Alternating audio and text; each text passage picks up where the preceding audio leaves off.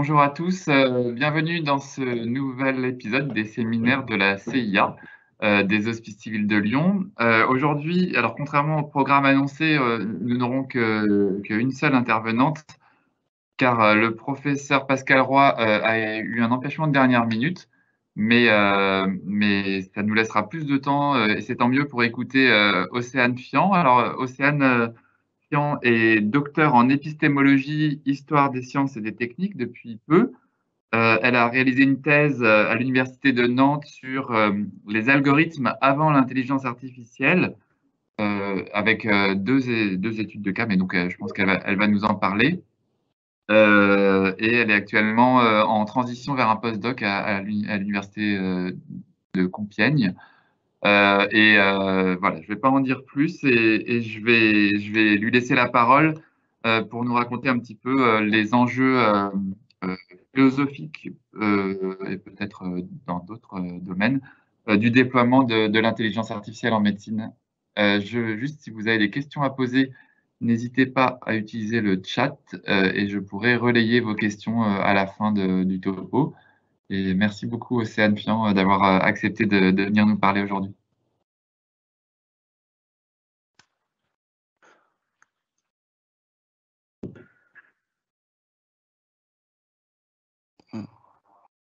Voilà, il faudra juste réactiver votre micro, s'il vous plaît. Et vous pourrez passer en mode diaporama. Normalement, j'y suis. Hop. On ne voit pas à l'écran, là. On voit juste votre PowerPoint. Le logiciel PowerPoint. Là.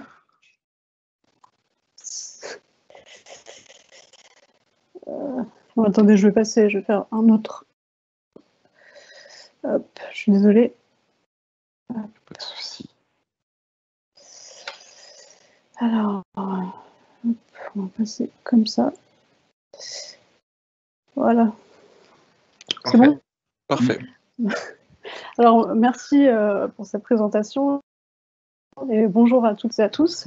Donc, comme l'a rappelé Pierre, je suis depuis très récemment docteur en épistémologie et histoire des sciences et des techniques et je serai bientôt à l'université de technologie de Compiègne au sein d'un projet qui vise non seulement à examiner quels sont les enjeux épistémologiques, éthiques et légaux du déploiement de l'intelligence artificielle dans la clinique du cancer du sein, mais également à formaliser une méthode de conception qui permettrait aux acteurs qui sont concernés par ces technologies de co-concevoir des dispositifs sensibles aux valeurs et aux attentes des utilisateurs. Donc la présentation que je vais réaliser aujourd'hui repose sur ma thèse. Celle-ci visait à éclairer à partir des enseignements de l'histoire les conditions d'une implantation effective de l'intelligence artificielle en médecine. J'ai étudié deux algorithmes d'aide à la décision qui sont utilisés par les médecins en m'appuyant à la fois sur un travail bibliographique et sur une enquête empirique auprès de médecins de plusieurs spécialités. Donc les algorithmes que j'ai étudiés dans ma thèse sont la Hamilton Depression Rating Scale en médecine générale et un arbre décisionnel qui a été proposé en 2014 pour le diagnostic de l'embolie pulmonaire sans choc ou hypotension. Et j'ai étudié cet arbre décisionnel aux urgences. Donc j'ai étudié ces deux algorithmes suivant deux perspectives complémentaires. D'une part, en dégageant les raisons de l'apparition de ces dispositifs en médecine, et d'autre part, en examinant leur usage effectif par les médecins. Donc la présentation que je veux faire aujourd'hui porte sur l'arbre décisionnel de l'European Society of Cardiology de 2014, que je vais étudier aux urgences, et elle va reprendre dans les grandes lignes les résultats de mon travail doctoral sur les conditions d'une implantation réussie de l'IA en médecine. Alors, la tendance en intelligence artificielle est aujourd'hui, comme vous le savez, à l'utilisation d'algorithmes d'apprentissage automatique. Donc, petit rappel, les algorithmes d'apprentissage automatique sont des fonctions statistiques qui vont prédire à partir des données et dont les performances vont s'améliorer grâce à l'expérience plutôt qu'à la programmation par un procédé appelé apprentissage. Donc, en gros, un algorithme d'apprentissage automatique, c'est un modèle qui va être paramétré par ce qu'on appelle un algorithme apprenant. et ce dernier va être entraîné sur des ensembles de données, de préférence de larges ensembles de données, jusqu'à ce qu'il modifie les valeurs de ses coefficients et de ses paramètres et soit capable de produire le résultat attendu. Donc le modèle obtenu à l'issue de la phase d'apprentissage peut alors être appliqué à de nouvelles données, et au cas où ses performances seraient mauvaises, il peut être de nouveau réentraîné. Donc, juste, oui. Vous êtes toujours sur la première diapo ou vous les avez passées? Oui. D'accord, pardon. Ok. Désolée. C'est pour ça. Non, pas de souci. Merci. Donc, en raison de l'augmentation considérable du volume et de la variété des données biomédicales, rendues notamment possibles par l'essor des technologies très haut débit d'acquisition de ces données et par les progrès de la bioinformatique, la médecine constitue aujourd'hui un domaine privilégié pour le déploiement de ces technologies. Cela étant, le projet de déployer ces intelligences artificielles en médecine paraît aujourd'hui largement commandé par une logique de substitution des IA aux médecins, du moins pour l'exécution de certaines des tâches qui leur incombent. Donc la littérature qui justifie le bien fondé de ces technologies abonde en effet en référence à la supériorité de leur performance comparativement à celle des praticiens. Donc on retrouve notamment beaucoup de ces références dans la presse grand public, mais aussi dans la presse, on va dire, plus spécialisée.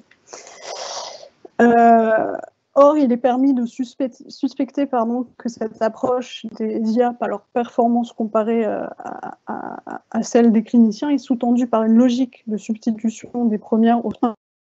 Si l'IA surpasse les médecins dans certaines tâches, il va sembler pleinement rationnel et légitime de lui déléguer ces tâches pour lesquelles elle s'avère plus performante. Ainsi, à de très rares exceptions, les IA qui ont vocation à être déployées en médecine dans un futur proche sont effectivement conçues suivant cette logique. Or, ces IA sont conçues d'après une approche qui est très différente de celle des premières réalisations de l'IA en médecine, les systèmes experts des années 60-90. En effet, contrairement au système expert, les IA contemporaines à base d'apprentissage automatique ne cherchent pas à reproduire les opérations mentales qui sont mises en œuvre par le médecin. Dès lors, puisqu'aujourd'hui les IA doivent démontrer des résultats supérieurs à ce qu'obtient le médecin dans certaines tâches, sans pour autant procéder comme il le fait, les ingénieurs qui les conçoivent semblent n'avoir rien à gagner de faire l'effort de se familiariser avec la réalité des pratiques médicales et des contextes cliniques. De fait, dans la plupart des cas, les IA médicales sont conçues et développées de façon décontextualisée. Certes, les médecins sont consultés pour faire connaître leurs besoins.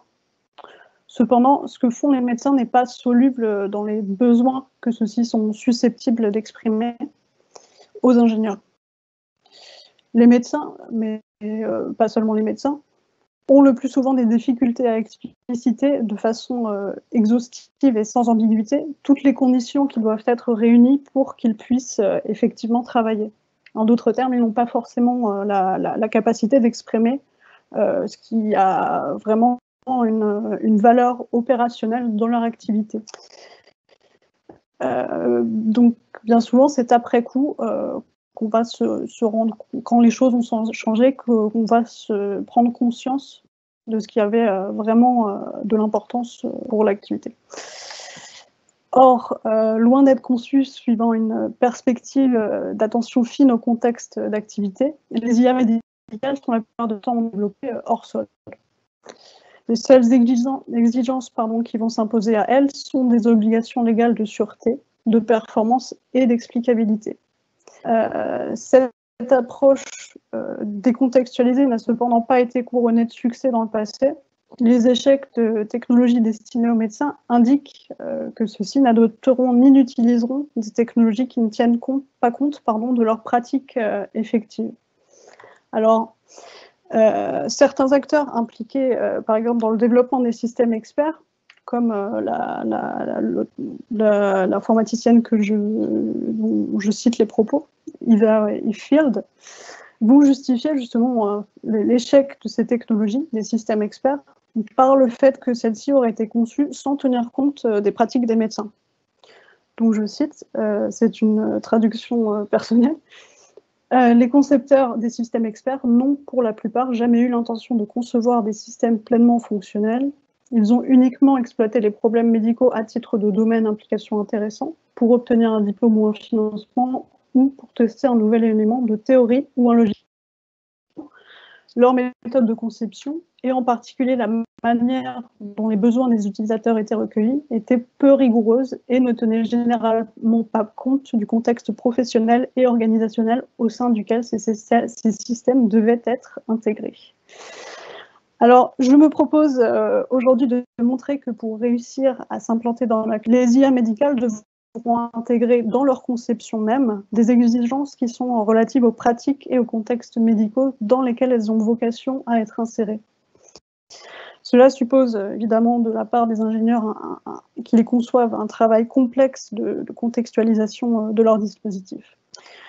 Donc, pour ce faire, j'étudierai l'arbre décisionnel de l'European Society of Cardiology, l'ESC, de 2014, qui a été déployé en médecine afin de rendre les pratiques médicales conformes à des exigences de qualité des soins. Je montrerai comment cet algorithme a pu s'insérer dans les pratiques des médecins urgentistes.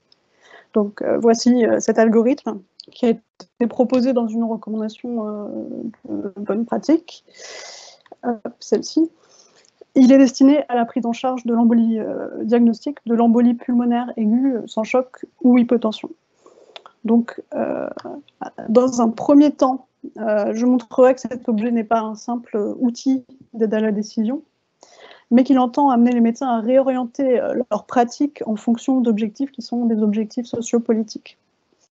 Il a en effet été proposé par l'ESC afin d'éviter la surutilisation de l'angioscanner thoracique dans le diagnostic de l'embolie pulmonaire, car cet examen est le seul examen qui puisse exclure ou confirmer la maladie.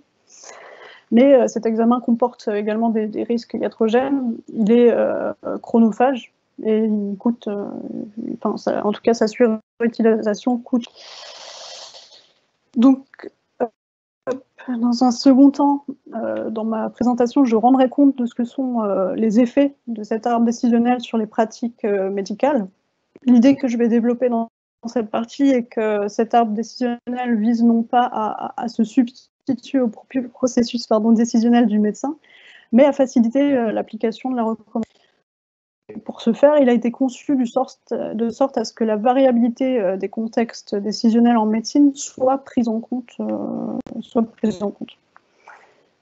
Et plus précisément, il est sous-déterminé vis-à-vis des pratiques médicales. Et cette sous-détermination va être, selon moi, ce qui va permettre aux médecins de s'approprier cette outil, en l'intégrant à leur savoir-faire et système de valeurs. Je conclurai de tout ce qui précède que l'implantation réussie de l'IA en médecine pourrait dépendre de la capacité des médecins à rendre ces technologies utiles et pertinentes en les intégrant à leur savoir-faire et système de valeurs.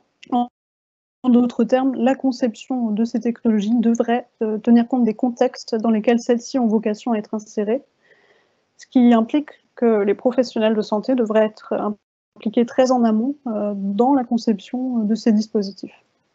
Hop, voilà. Donc, l'embolie pulmonaire, petit rappel, c'est l'obstruction d'une ou des deux artères, veines ou capillaires pulmonaires, le plus souvent par un caillot, dans la moitié des cas environ. Il s'agit d'une infection fréquente, avec environ 100 000 cas par an, et il s'agit aussi d'une infection qui est parfois mortelle. Elle est traitée par anticoagulants ou par fibrinolytiques chez certains patients à risque de mortalité. Donc, le diagnostic, le pronostic et le traitement d'une embolie pulmonaire reposent pour l'essentiel sur la visualisation de l'obstruction grâce à l'angioscanner thoracique que vous voyez ici, qui va être le seul examen permettant de confirmer ou d'écarter avec quasi-certitude la maladie. Et la prise en charge de l'embolie pulmonaire repose aussi sur l'évaluation de la fonction cardio-respiratoire du patient. Alors, la prise en charge de l'embolie pulmonaire est guidée par la suspicion clinique qui va amorcer la démarche diagnostique. Il s'agit d'une hypothèse diagnostique probable qui est posée par le clinicien à partir de l'observation des signes présentés par le patient, en attendant l'acquisition d'informations supplémentaires qui permettront d'infirmer ou de confirmer cette hypothèse. Or, dans le cas de l'embolie pulmonaire, le tableau clinique est à la fois très peu sensible et très peu spécifique, c'est-à-dire que d'une part, l'embolie pulmonaire a des manifestations qui sont très variables d'un patient, et d'autre part, elle va partager ses symptômes avec de nombreuses maladies, donc la bronchite aiguë, la pneumonie, la péricardite ou encore la crise d'angoisse. Par conséquent, l'hypothèse diagnostique d'embolie pulmonaire peut être évoquée à tort à de multiples occasions et motivée, ce faisant, des explorations angioscanographiques qui sont dites non pertinentes. Ce problème est particulièrement préoccupant en médecine d'urgence parce que cette spécialité, justement, prend en charge toutes sortes de problèmes de santé.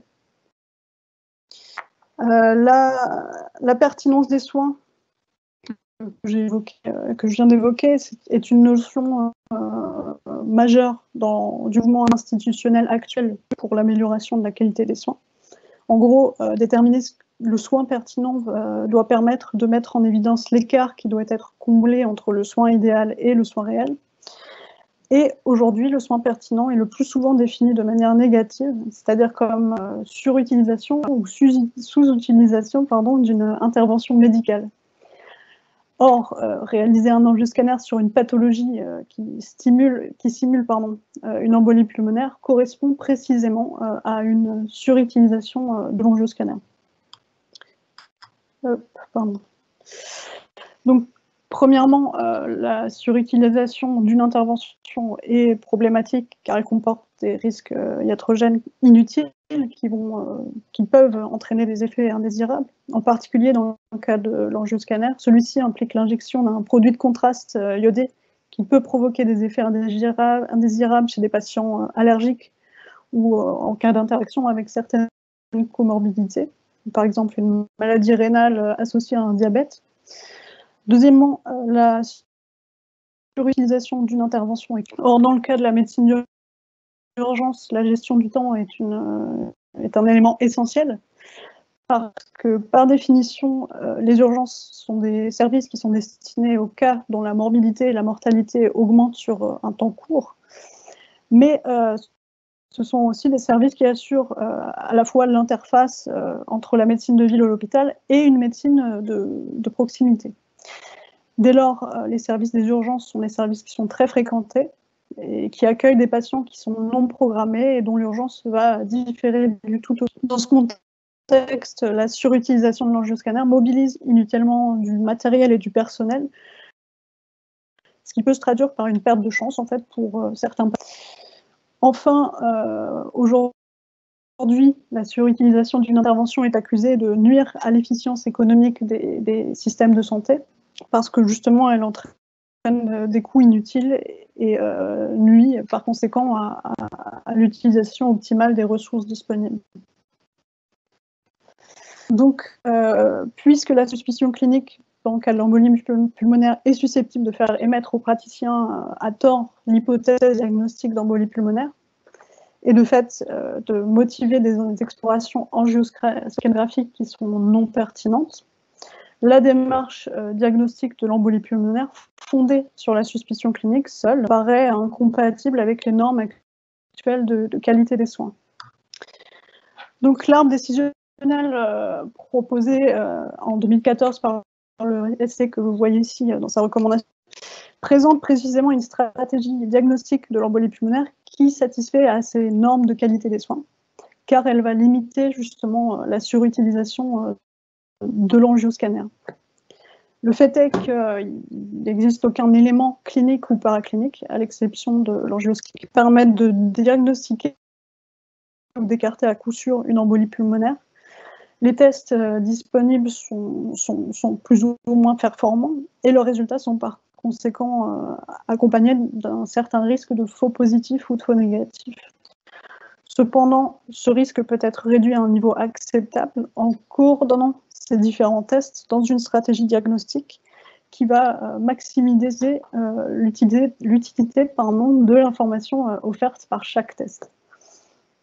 Donc cette stratégie repose sur la stratégie en question dans cet arbre décisionnel repose sur un calcul des probabilités conditionnelles qui peut être réalisé à l'aide d'outils statistiques comme le théorème de Bayes ou encore le calcul du rapport de vraisemblance.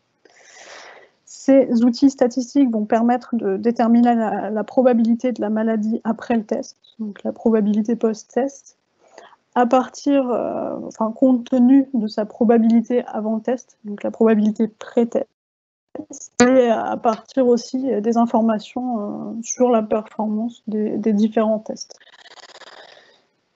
Donc, par conséquent, cet arbre décisionnel comprend 2 étapes principales qui sont consécutives à la suspicion clinique.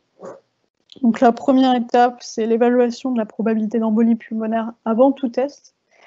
Et la seconde étape, c'est la révision de cette probabilité pré-test grâce au test paraclinique. Donc, il s'agit, lorsque la probabilité est faible ou intermédiaire, du dosage des dimères, qui sont, pour rappel, des molécules produites lors de la dégradation de la fibrine au terme du processus de coagulation. Donc, un dosage négatif des dimères, le seuil est fixé à 500 microgrammes par litre. Un dosage négatif va permettre d'écarter avec quasi-certitude une embolie pulmonaire, parce que celle-ci est la plupart du temps causée par un caillot sanguin. Et un dosage positif, en revanche, ça ne va pas permettre de confirmer le diagnostic, car l'élévation des dimères est fréquente dans d'autres parts de la pathologie, par exemple dans les cardiopathies. Au cas de dimères positifs, si l'anamnèse et l'examen clinique ne permettent pas d'écarter le diagnostic d'embolie pulmonaire, le dosage des dimères va être suivi d'un angioscanner. Et quand la probabilité clinique du patient est forte, il va directement se voir prescrire un angioscanner qui va permettre de visualiser ou non l'obstruction et de confirmer ou non le diagnostic. Donc, on constate que cet arbre décisionnel vise à rationaliser le processus diagnostique de l'embolie pulmonaire afin de faire correspondre les pratiques médicales à certains objectifs de qualité des soins. Par ailleurs, selon moi, le format arborescent est très pratique pour les médecins. Il va leur permettre de saisir en un seul coup d'œil l'ensemble du processus de décision. Et en outre, dans ce cas précis, dans le cas de cet arbre décisionnel, la validité a été prouvée par des études à haut niveau de preuve. Donc, la praticité et la fiabilité de cet outil enjoignent, selon moi, à s'interroger sur ce que peut être la finalité de cet arbre vis-à-vis des pratiques médicales. Est-il destiné, en gros, à remplacer le processus de décision des médecins et de fait à standardiser les pratiques, ou est-ce autre chose ? Alors, l'enquête que j'ai réalisée au cours de ma thèse auprès des urgentistes qui utilisent cet arbre montre que sa finalité n'est justement pas de remplacer le raisonnement du médecin. Cet outil ne peut en effet être appliqué à tous les patients se présentant aux urgences avec une suspicion d'embolie pulmonaire aiguë. Par conséquent, son utilisation est décidée par le médecin en fonction de son expérience et de sa connaissance du contexte. En gros, sans jugement du médecin, l'arbre décisionnel n'est pas... le fait est que la validité externe de cet algorithme a certes, comme je l'ai dit, été prouvée dans des essais cliniques, mais comme vous le savez sans doute mieux que moi, la généralisation immédiate des résultats de ces essais aux patients individuels est à éviter. Il existe toujours des différences entre les participants des essais et les patients réels, car la plupart des essais vont sélectionner assez rigoureusement leur sujet afin d'éviter les biais. En outre, les essais cliniques se déroulent généralement dans des contextes qui diffèrent de ceux de la pratique médicale réelle, en termes notamment d'équipement ou de personnel. Donc, par exemple, la Christopher Study de 2006, qui a évalué cette arme décisionnelle, a exclu de son étude les patients, les sujets âgés de moins de 18 ans et les femmes enceintes, entre autres. Alors, en somme, les caractéristiques des patients, ainsi que celles des établissements de santé et des services où ceux-ci sont pris en charge, peuvent limiter l'extrapolation de l'arme décisionnelle dans la pratique s'il ne s'agit pas d'un outil destiné à se substituer au raisonnement du médecin et à standardiser les pratiques. La question demeure, à quoi sert-il? Alors, selon moi, cette arme décisionnelle vise à faciliter l'application de la recommandation qui l'accompagne dans la pratique médicale. Il existe une littérature très fournie à propos de l'absence d'usage des recommandations par les médecins. Et dans cette littérature, certaines sources montrent que les recommandations ne sont tout simplement pas utilisées parce que leur format et leur contenu n'est pas adapté aux pratiques des médecins. Or, quand on compare le contenu de l'arme décisionnelle à celui de la recommandation, on va constater que cette arme décisionnelle schématise et généralise l'énoncé principal de la recommandation. Il organise de façon compréhensible les décisions à prendre lors d'embolies pulmonaires communes, ce qui va permettre aux praticiens de sélectionner et de structurer l'information obtenue durant la consultation. Ainsi, selon moi, l'objectif de cette arme décisionnelle est de modifier les pratiques en amenant les médecins à utiliser les meilleures données actuelles de la recherche dans leur processus de décision.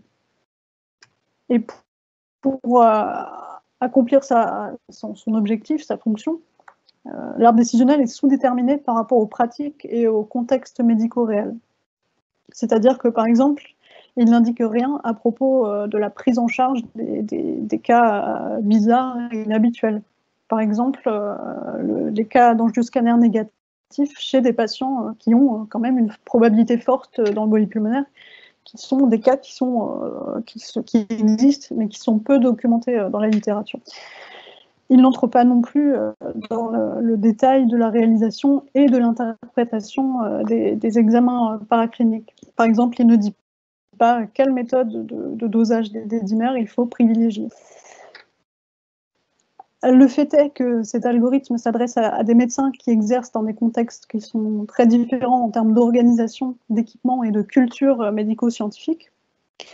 Et de plus, les données actuelles de la recherche évoluent plus rapidement que les recommandations.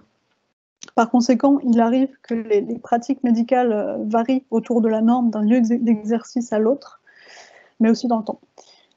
Alors, un exemple personnel, une urgentiste avec laquelle je me suis entretenue en 2018 au CHU d'Angers m'a indiqué qu'au début des années 2000, elle exerçait au CHU de Caen. À cette époque, à Caen, le diagnostic de l'embolie pulmonaire impliquait l'usage de la scintigraphie pulmonaire, qui est une méthode d'exploration isotopique qui consiste à explorer la circulation et la ventilation pulmonaire. Or, à cette même époque, la stratégie qui est recommandée par les autorités savantes est la suivante. Cette stratégie contient, comme vous le voyez, un dosage des dédimères, une échographie veineuse des membres inférieurs, la radiographie pulmonaire et l'angiographie pulmonaire. Et dans cette stratégie, en fait, l'angioscanner peut remplacer la radiographie pulmonaire et l'angiographie. Donc on constate que la scintigraphie pulmonaire ne fait pas partie de la stratégie qui est recommandée par les autorités savantes. Pourquoi ? Parce que d'après l'ESC, dans sa recommandation de 2000, dans la moitié des cas, la scintigraphie n'apporte absolument pas d'informations susceptibles de réviser la probabilité d'embolie pulmonaire du patient, et parce qu'il n'existe aucun examen qui permette de sélectionner les patients chez qui la scintigraphie présente un intérêt diagnostique. Alors, pourquoi les urgentistes de Caen ont-ils intégré cet examen à leur stratégie diagnostique? Pardonnez-moi, pourriez-vous refaire? Oups, c'est Siri, désolée. Alors, d'après l'un des urgentistes que j'ai interrogé, les raisons sont les suivantes. Premièrement, au CHU de Caen, le chef de service du département de radiologie avait mis une disponibilité totale sur la scintigraphie parce qu'il voulait absolument développer cet outil-là.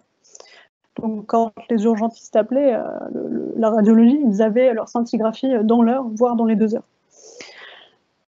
Deuxièmement, la scintigraphie qui était recommandée par l'ESC était il s'agit d'un examen invasif et toujours selon l'urgentiste avec laquelle je me suis entretenue, les angioscanners de l'époque n'avaient pas la puissance des angioscanners actuels, c'est-à-dire qu'ils produisaient des images qui étaient de mauvaise qualité. Enfin, l'efficacité de cette stratégie alternative reposant en partie sur la scintigraphie utilisée par les urgentistes de Caen avait été testée dans une étude prospective qui était parue peu avant la publication des recommandations, en 1999 précisément. Donc, on voit à partir de cet exemple que des éléments comme la disponibilité des examens, des valeurs, c'est-à-dire par exemple le fait de ne pas vouloir exposer les patients à des risques ou de vouloir les exposer à un risque qui est moindre, ou encore l'écart entre les données actuelles de la science et les recommandations, ont fait que les urgentistes de Caen ont adopté une stratégie diagnostique alternative à celle proposée par les recommandations qui existaient à la même époque. Alors, dès lors, selon moi, la condition pour qu'un arbre décisionnel accomplisse sa fonction, qui est, je le rappelle, de faciliter l'application des recommandations, et qu'il permette aux praticiens de composer avec les particularités locales et l'évolution du savoir en étant sous-déterminés, c'est-à-dire en ne comportant pas trop d'informations. Cette sous-détermination va alors impliquer que pour chaque cas, les médecins évaluent en fonction de l'intérêt des patients, de leurs connaissances et de leurs conditions organisationnelles et matérielles d'exercice, dans quelle mesure leur processus décisionnel va pouvoir s'aligner ou non avec sur le cheminement décisionnel qui leur est proposé par l'arbre. Ainsi, la manière dont l'arbre décisionnel est conçu va permettre aux médecins de l'intégrer à leur savoir-faire et système de valeurs et de l'adapter pour atteindre leurs propres objectifs. C'est du moins ce que nous confirme une urgentiste, toujours la même d'ailleurs, du CHU d'Angers. Les algorithmes, je les fais tout le temps. Mon travail, je le vois comme ça. Il y a à la fois de l'empirisme, un côté un peu subjectif, et un socle technique verrouillé. Alors le socle technique auquel elle fait référence désigne la connaissance procédurale relative à la prise en charge de l'embolie pulmonaire. Donc c'est une connaissance qui indique comment faire quelque chose et qui est transmise de manière déclarative ou par la démonstration et s'acquiert par l'exercice de l'action en question.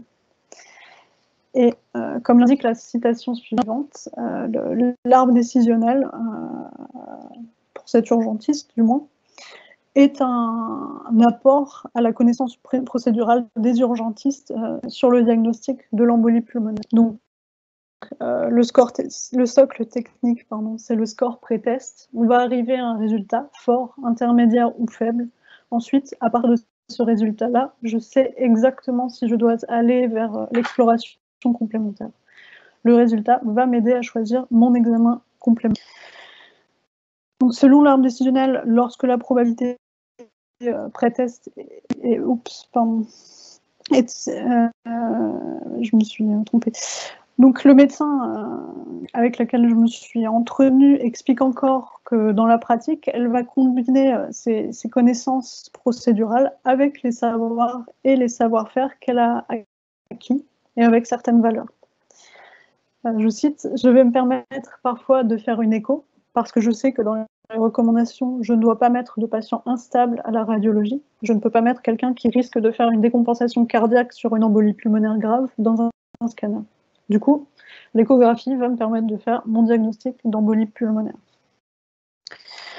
Alors, selon l'arbre décisionnel, lorsque la probabilité pré-test, comme on l'a vu tout à l'heure, est élevée, le patient doit passer un enjeu. Cependant, le médecin interrogé indique que puisqu'elle a de l'expérience dans l'exploration vasculaire, en tout cas dans la maladie thromboembolique veineuse, elle va pouvoir moduler l'algorithme et utiliser l'échographie au lieu de l'angioscanner lorsqu'elle le juge nécessaire, selon son expérience, selon aussi ses connaissances, et notamment sa connaissance des recos, et selon aussi ses valeurs. Alors, la notion de renormalisation qui a été proposée par Yves Schwartz, qui est un philosophe pour penser l'activité des travailleurs, va permettre, selon moi, de comprendre un peu mieux comment les médecins s'approprient des outils et par extension des normes qui leur sont imposées un peu. La renormalisation, selon Schwartz, désigne un processus au cours duquel les normes qui précèdent l'activité individuelle, par exemple des procédures, des règles de prévention, et dans le cas qui nous intéresse, des algorithmes proposés par les sociétés savantes. Donc comment ces normes sont réinterprétées et réajustées à chaque personne et à la situation présente. La renormalisation, c'est un processus qui intervient dans les situations où émerge ce que Schwartz appelle un débat de genre. C'est des situations où il y a un conflit entre, d'un côté, la norme qui est destinée au cas semblable, donc l'algorithme, et l'exigence de la tâche dans ce contexte précis. Dans cette situation, la norme ne peut être appliquée en l'état. Donc par exemple, ici, on ne peut pas appliquer l'algorithme à un patient qui est instable.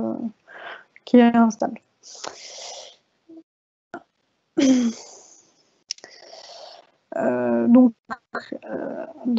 au cours de la renormalisation, l'agent va tendre à actualiser la norme pour l'adapter à la situation. Et ce faisant, il va choisir entre différentes manières de faire.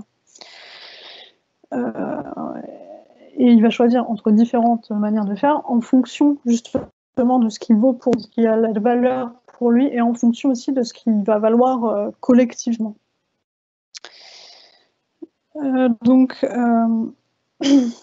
Pardon. La renormalisation est alors aussi un genre de personnalisation des normes. Donc, lorsque le médecin interviewé est confronté à un patient instable, elle va moduler l'algorithme en temporisant l'angioscanner par une échographie. C'est une stratégie qui est... Donc, lorsqu'elle module ainsi l'algorithme, elle va actualiser la norme en fonction des recommandations. Ce faisant, elle va aussi personnaliser l'algorithme, c'est-à-dire que réaliser une échographie plutôt qu'un angioscanner pour ce patient est certes préconisé par la recommandation, mais il s'agit aussi d'un choix qui est traversé de valeurs qui sont personnelles, par exemple la prudence, et aussi de valeurs professionnelles, par exemple la primauté du bien-être des patients. Ainsi, la norme à laquelle étaient attachées des valeurs d'efficience et de qualité des soins propres aux autorités médicales qui ont diffusé cet algorithme va être réévaluée en fonction de ce qui vaut pour ce médecin. Et j'en arrive à ma conclusion. Donc, pour conclure sur tout ce qui suit, la normalisation des pratiques médicales par l'algorithme ne passe pas par la détermination de celles-ci par des normes qui sont extérieures à la médecine, mais par l'appropriation de celles-ci par les médecins. Cette appropriation se traduit par l'adaptation de l'algorithme au contexte décisionnel dans lequel il est utilisé, et cela tient au fait que l'usage effectif de l'arbre décisionnel et par suite la normalisation des pratiques ou pour condition de possibilité la prise en compte de la variabilité des pratiques médicales effectives dans la... Alors, ce constat est selon moi important en ce qui concerne le déploiement futur de l'IA en médecine. Il indique que pour être adopté par les professionnels de santé, les dispositifs d'IA doivent être conçus pour permettre une appropriation. Or, la plupart des dispositifs d'IA contemporains sont des boîtes noires qui rendent l'appropriation assez difficile, voire impossible selon. Ces technologies devraient alors être conçues pour permettre, en tenant compte des attentes et des contextes de pratique des utilisateurs. Autrement dit, leur conception devrait impliquer leurs utilisateurs, ce qui n'est pas le cas pour la plupart des technologies d'IA qui sont développées aujourd'hui. Et cette implication des utilisateurs devrait aller au-delà du recueil des simples besoins exprimés par ces utilisateurs. Cela étant dit, certaines équipes conçoivent désormais, très peu d'équipes d'ailleurs, des IA médicales avec des professionnels de santé. Donc, par exemple, une équipe anglaise avec Mark Sendak et d'autres chercheurs ont développé Sepsis Watch, qui est un système reposant sur un réseau de neurones artificiels destiné à la détection et la prise en charge du sepsis aux urgences. Le système, en gros, il va analyser les données des patients admis aux urgences. Ensuite, il va générer un score de risque de sepsis. Et il va réitérer cette opération toutes les heures. Et lorsqu'il va identifier un patient à risque, il va notifier l'infirmier ou l'infirmière qui appartient à la Rapid Response Team de l'hôpital, qui est justement chargé de surveiller Sepsis Watch. Donc, Sepsis Watch a été conçu en collaboration étroite avec les professionnels de santé de 3 hôpitaux du Duke University Health System. Ces professionnels qui sont des infirmiers et des infirmières et aussi des médecins issus de plusieurs spécialités ont été impliqués dans toutes les étapes du développement de cette technologie, c'est-à-dire de la définition du problème à résoudre à la mise en œuvre de sa solution, en passant par le choix des données d'entraînement, des variables d'intérêt, d'entrée d'intérêt, le choix du modèle aussi, et ainsi que le choix du flux de travail, du workflow, dans lequel Sepsis Watch devait être intégré. Donc, ce qui est intéressant dans cet exemple, c'est que, je vous ai mis une petite bibliographie, si ça vous intéresse, c'est que ce qui est intéressant, c'est que Sepsis Watch repose sur un modèle qui n'est pas explicable. L'équipe de Sendak indique dans cet article que leur choix s'est porté sur un réseau de neurones artificiels parce qu'il s'agit d'un modèle très performant. Mais ils ont aussi choisi ce modèle parce que la définition clinique du sepsis ne fait pas consensus et que ce modèle permettait justement de se passer d'une définition clinique consensuelle. Par ailleurs,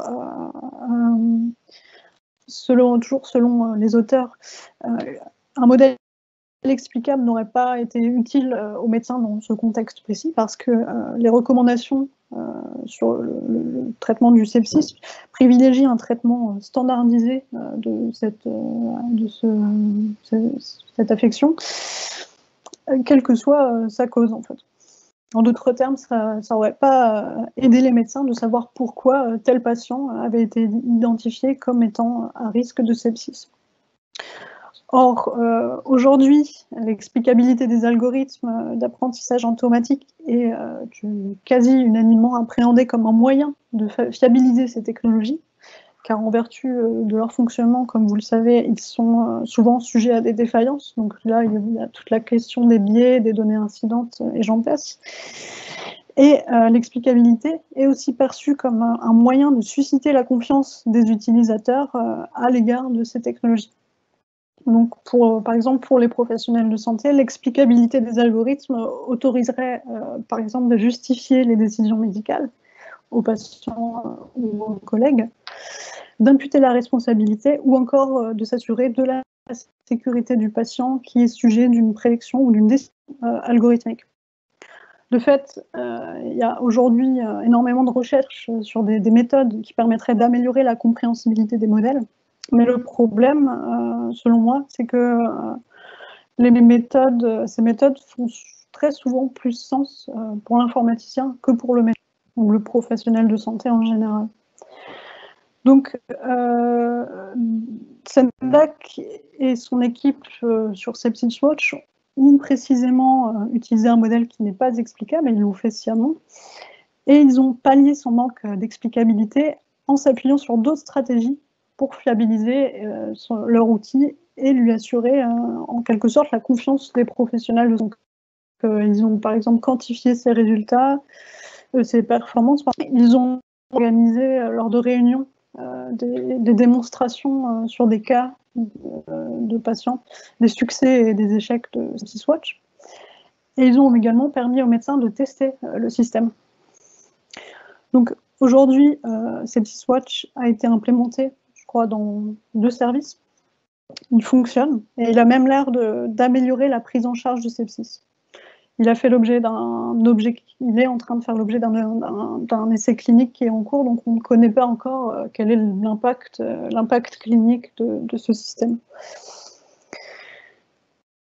Alors, l'expérience de Sendak et de ses collègues sur SepsisWatch montre alors que certaines des questions soulevées aujourd'hui par l'intelligence artificielle, comme la question de l'explicabilité, ne peuvent trouver des réponses satisfaisantes que si elles sont abordées de manière plus pragmatique, en tenant compte des attentes et des pratiques des professionnels de santé, et ce, dans les contextes spécifiques dans lesquels ils exercent. Alors, petit bémol, c'est que le revers de l'adaptation des intelligences artificielles à leur contexte d'usage, c'est l'absence de validité externe de ces outils. Ainsi, dans le cas de SepsisWatch, en raison de son adaptation à un contexte médical particulier, SepsisWatch n'est pas en état extrapolable ni géographiquement ni temporellement à d'autres services des urgences. Or, d'une part, parce qu'il a été entraîné sur les données des dossiers médicaux informatisés des services dans lesquels il a été intégré, et d'autre part, parce qu'il a été conçu en fonction des pratiques médicales qui sont afférentes à ces services et des problèmes qui s'y posaient pour les professionnels de santé. Or, il existe à la fois des variations, comme vous savez, entre les populations de patients et entre les pratiques médicales de différents hôpitaux. Par conséquent, puisqu'une IA n'est pas sensible et encore moins capable de s'adapter aux différences dans les contextes où elle est appliquée, rien ne dit que les performances de SepsisWatch seront stables en dehors des services d'urgence où l'outil est utilisé. Ainsi, la nécessaire adaptation des images médicales au contexte de pratique auquel elles sont destinées pose la question de la généralisabilité totale de ces outils. Il s'agit d'une question très épineuse, car la généralisabilité totale va permettre justement d'amortir le coût de développement de ces outils et va éliminer les coûts liés à la recherche de solutions pour les contextes spécifiques. Néanmoins, puisqu'une IA généralisable est indépendante de ses contextes d'usage, cette IA a de fortes chances d'être développée en pure perte de temps et d'argent. Ainsi, selon moi, c'est une opinion toute personnelle, si les promesses de l'IA en médecine n'ont pas vocation à demeurer un effet d'annonce, et par conséquent, si les IA doivent intégrer la médecine, leurs développeurs ont tout intérêt à trouver un compromis entre leur adaptation au contexte d'usage et leur généralisabilité, plutôt qu'à tâcher de concevoir ces dispositifs comme étant d'emblée totalement généralisables. Merci beaucoup.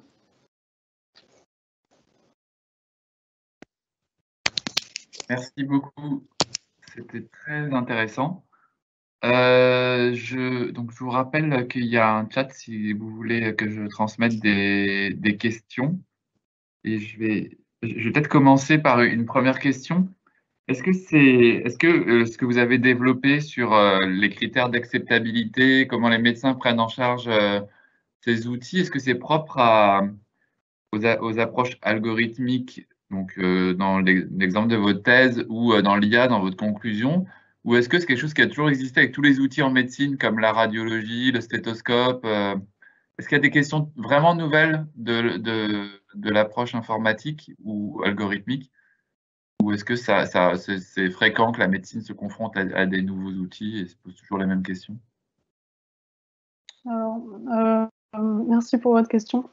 Moi, j'ai l'impression que c'est des questions qui reviennent pour des technologies qui ne sont pas spécifiquement des technologies comme des algorithmes. Enfin, par exemple, en infectiologie, j'ai constaté en assistant à des consultations que les médecins, ils ont des dictaphones en fait. Je veux dire, les questions qui se posent à l'égard du dictaphone, c'est de la reconnaissance vocale, qui va retranscrire leurs propos, sont les mêmes que celles qui se posent à l'égard des algorithmes. Je pense que après, je connais pas beaucoup la littérature, mais il doit y avoir des études plus générales en fait sur les critères d'acceptabilité des technologies par les médecins. Mais je pense que c'est des questions qui traversent plusieurs champs technologiques. Ok. Et vous en avez parlé, mais une des grandes différences peut-être entre l'algorithme de diagnostic des embolies pulmonaires et l'IA au sens plus strict du terme, deep learning, en tout cas l'IA qui produit des classifications non explicables, c'est justement cette question de l'explicabilité. Enfin, l'algorithme pour les embolies pulmonaires, je ne l'avais jamais appris en tant que tel, mais on comprenait bien comment faire en fait. Il y a une logique à tout ça. Là, c'est vrai que de se lancer à suivre des recommandations algorithmiques sans comprendre la logique sous-jacente, c'est effectivement sans doute ce qui est très nouveau et ce qui est un peu potentiellement problématique. Avec Sepsis Watch, par exemple, si j'ai bien compris, c'est surtout un outil de dépistage des patients à risque. Donc, en fait, on accepte d'avoir un dépistage qui ne soit pas très efficace parce que derrière, on a des outils plus classiques de validation ou non du dépistage, quoi. Donc, peu importe s'il y a quelques faux positifs ou quelques faux négatifs, c'est peut-être plus embêtant, mais s'il y a quelques faux positifs, ils sont rattrapés par une intelligence humaine derrière qui applique des critères diagnostiques classiques. Oui, c'est exactement ça pour ces petits choix.